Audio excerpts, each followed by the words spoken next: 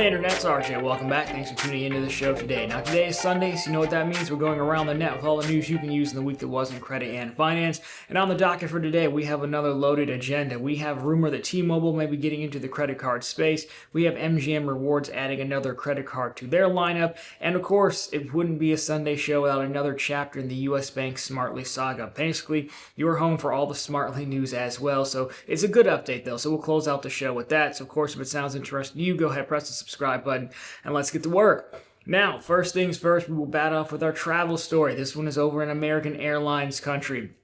Don't worry, it's not too bad. It's actually pretty good, depending on your Wi-Fi standards, I guess you could say, because American Airlines is finally caving and following suit with the other major airlines and now going to offer their Wi-Fi in flight for free. So specifically here we have it starting in January 2026. American will offer complimentary in-flight Wi-Fi exclusively to its Advantage members, which of course is free to join. You don't have to have a specific status, just sign up and you're good. The airline says this move will make Wi-Fi available on 90% of its fleet, or, quote, more planes than any other domestic carrier. Well, if you're going to show up late, you might as well show up stronger.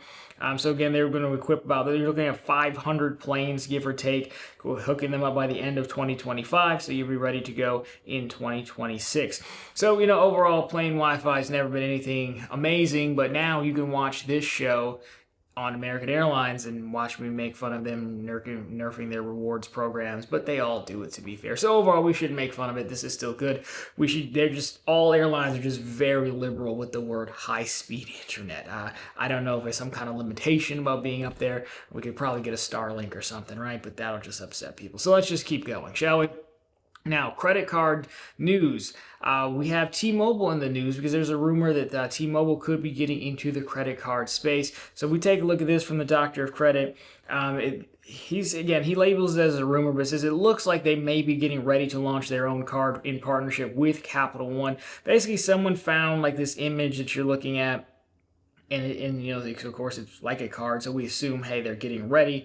I don't know too much about it. It wouldn't surprise me because, one, we've seen T-Mobile kind of move out into this space. They had T-Money, which is a weird thing that they did, but they still have it, and it's basically like a bank, but it's got underlying, the accounts are held with Coastal Community Bank.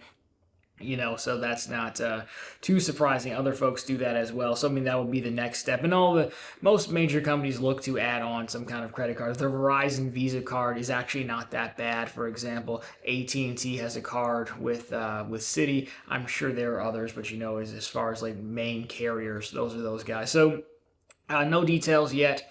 Let us know down below what you'd like. Again, the Verizon Visa is a good card. The only reason I don't think it gets more plays because it earns Verizon Visa dollars, which obviously you would think, but it'd probably get more love if it earned flexible cash back. It does. It used to at least get you around them. Verizon would charge you if you paid for your bill with a credit card. They gave you a discount if you paid through the Verizon Visa or like ACH. So there is that. So there are some perks. Again, I would like to see one of these cards step up and be like, hey, look, we give a decent earn rate, 3x maybe, plus cell phone insurance. I can't see them doing that because they probably make money as T-Mobile on selling cell phone insurance through Insurance. So I don't know, all that to say, let us know what you want to see down below if you are a T-Mobile customer. Now, if you like your cards a little more real versus rumored, well then MGM Rewards has you covered. Now, we've covered the MGM card, the base card, in a dedicated video some years ago, and that one hasn't changed much. But now MGM Rewards is back with a new credit card. This one time you're looking at the MGM Rewards iconic World Elite MasterCard. So what are you going to get here? Well, you step up to a $249 annual fee. Your multiplier is going to be 6x points and tier credits on MGM purchases, 2 points and tier credits on hotels, dining, gas stations, and grocery stores, and 1x tier point and tier credit on all purchases, including BetMGM deposits, which is an interesting one. Because I'm going to guess there's some folks out there who could do some damage with that in some kind of scheme. Benefits here is really why you kind of get this card. So $200 resort credit, which is given to you upon account opening and annually at card anniversary, which is nice. Most of the time, as you know, you don't get that type of credit until the end of, start of year number 2. And most of these things in Vegas and Atlantic City are going to be resorts anyway, so it shouldn't be that hard to use. Shouldn't be, in quotes. Complimentary night stay up to $250 value annually at card anniversary with $25K in spend. Be interesting to see how that plays with the Bet MGM deposits. 10,000 tier credit bonus annually at card anniversary with 25,000 in spend. Global entry for TSA pre, so you can get to Vegas easier. MGM Rewards Pearl status, providing benefits such as priority hotel check-in, free self-parking at participating destinations, and exclusive perks at MGM Resorts destinations. Your intro offer, earn 40,000 points plus 10,000 tier credits with $5,000 in spend in the first 3 months or 90 days. So overall, interesting option. I don't think this is going to be interesting for most people, but for your Vegas goer, MGM property stayer, I think there's some potential here. You have to let me know how the MGM bets thing really ends up working out. The problem with the anniversary the $250 complimentary night stays, it takes $25,000 in spend. That's probably the deal breaker. If they were giving you that, then I'm like, yeah, for sure. But of course, they're giving you the resort credit, so I can kind of see it. So I don't think it's terrible. I just don't think it's going to do much for a lot of people, but if you are that person, then this could be something for you, which I guess is the intent of their higher tier card. So there we have it. Now, if you're talking about you want a more classic card that we all know and love, maybe is BILT Rewards. Not the actual card specifically this time, but the BILT program. If you ever wanted to, earn rent, but you didn't have the BILT card, well, BILT had you covered for some time, just paying through the portal, the BILT portal. They are now updating those terms of how you earn rewards points, and this is going to be important for you guys, so take a look at this. Again, posted from the Dr. Credit. Someone sent him the memo. But the new terms in the earning structure, so rent payments made via Visa or MasterCard or Discover credit card will earn 1x, 1 point per dollar spent on rent paid if you pay it through the BILT app or their website. Now, rent payments made with an American Express credit card will earn 1 point per $2 spent on rent paid through the BILT website. Of course, there's still that 3% processing fee.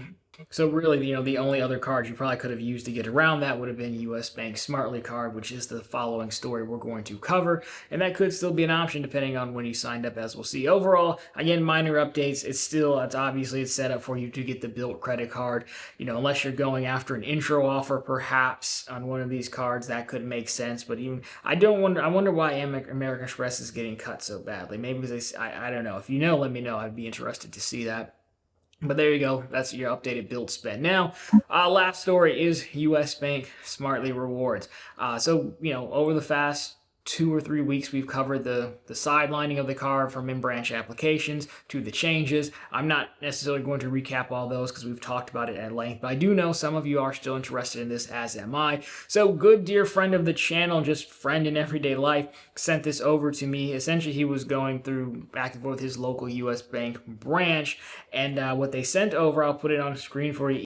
So what you have here is the US Bank program rules, and you can see right here, reward summary for applications received prior to April 14th and reward summary for applications received on and after. So we're not going to hit the whole thing, but there is one spot I really want to draw your attention to that is a potential change in my mind. So I'm scrolling through it here. Here we go. So, the first part is cards that were before April 14th. And, that's all well and good, this stuff we talked about. But if you scroll down to the 14th and after, you'll see this exception section. So you can see that's where you have the Smartly earning bonus applies to a maximum of $10,000 in eligible net purchases each card billing cycle. Again, we knew that was going to happen. You also have the not all purchases are eligible to earn the Smartly earning bonus. Of course, education, gift cards, taxes, business-to-business transaction, things like that. Again, you can take a look at that if you want. But the point is that if we scroll back up, the current, the version 1, as they're calling it internally, does not have the exclusions piece on there, which is a game changer. A game changer is probably the wrong word because that was the original game, right? But it does mean the ones who were the early adopters for the first 6 months or so. You are legitimately grandfathered in. Now, it's not that I didn't believe we were grandfathered in. I didn't know to what extent the grandfathering was going to go. And maybe I could have asked a qualifying question to our friendly U.S. neighborhood banker, but the U.S. Bank has gone so far as to write it down. I did not think we would be... I thought the exception purchases would apply to everybody no matter what. I thought this $10,000 spend cap would apply to everyone. I didn't even necessarily think the $10,000 spend cap applying to everyone was ridiculous, honestly. So now we can see for sure that as of right now in US Bank, they're saying, hey, this version 1 is as you applied for it or product change to it or whatever, great. And the new one is the nerfed one, right? So of course, as we know, the new one, no one's gonna put, well, I take that back. No one who watches this show is gonna put $10,000 in a checking account. I would argue there's probably a ton of people out there who have quite a bit of money in their checking account. That's probably the customer that US Bank always intended to get, but what they got is us. This was probably, if nothing else, one of those just, hey, we didn't really do the customer persona exercise correctly that tells you about who you're selling this to. So I think what I'll do, I can't imagine we're going to get any more updates anytime soon. I think this is the end of the Smartly saga as we know it. And to close the book, this friend of the channel did send me where he had paid taxes, and then on the 15th, God, waited right up to the deadline, and it did give him the 4x later. So I've at least seen one data point. I just want to have that in there. So I think all that to say to close this out, what I think I'll do potentially, if there's interest, is do like just one video, dedicated video to Smartly. We recap the whole thing, thoughts, where it went wrong, how I'm still going to use it, that whole thing, and then we'll put it to bed. And the next update, hopefully, we'll just be on guard and always looking over our shoulders to see when this actually changes and they try to get rid of us grandfathered people. I think it'll go somehow talking about T-Mobile and Verizon and AT&T earlier.